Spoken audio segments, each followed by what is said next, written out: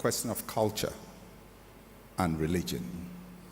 When you've been raised in a culture, you also somehow connect with its religious beliefs.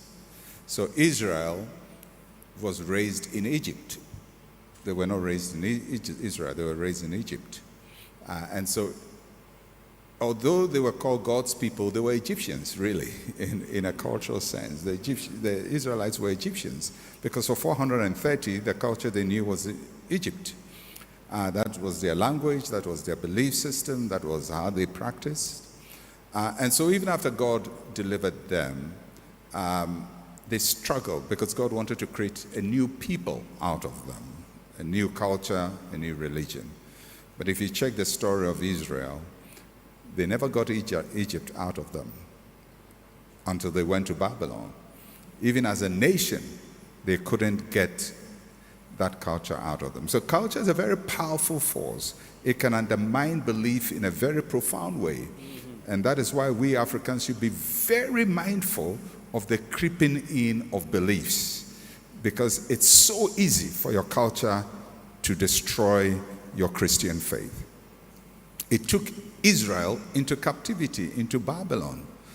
It was only in Babylon that they discovered one true God and worship him truthfully in Babylon.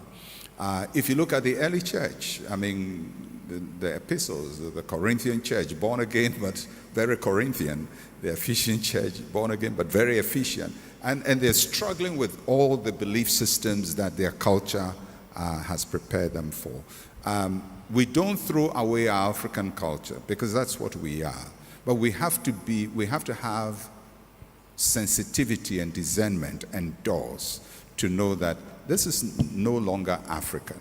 This is now idolatry. And it happens. You give birth to a child.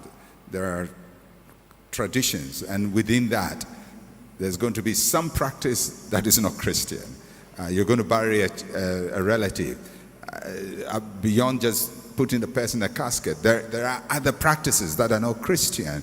And you find all of these things creeping in. There are expectations your culture places on you for you to know your future.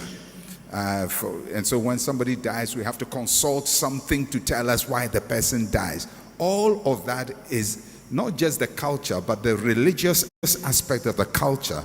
And if you are not careful and you become a Christian minister about it, and the Lord said, that man and that woman did it, believe you me, they will not question me, because they are programmed to believe that this is what must happen.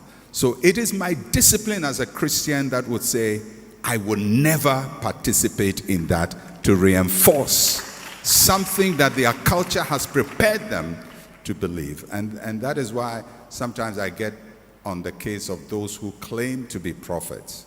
There are only very few people who can properly claim it. Majority, I think they are practicing African fetishism. Majority. Because they meet the expectation of the people. The people want you to do that because that's what the culture has prepared them for. And you have to have the commitment, sometimes even when God shows you something, not to say it.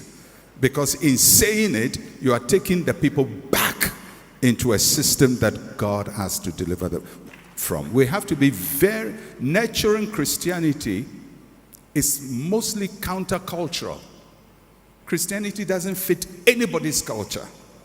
It's against British culture, it's against American culture, it's against European culture, it's against everybody's culture. Nobody practices Christianity as a culture, because that is the biblical culture that even the people of the Bible couldn't struggle with.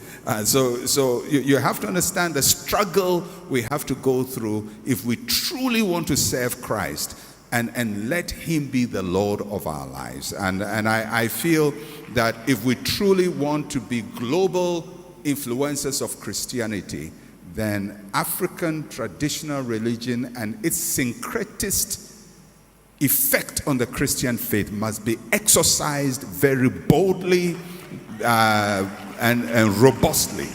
If we don't deal with it, it will kill our Christian faith.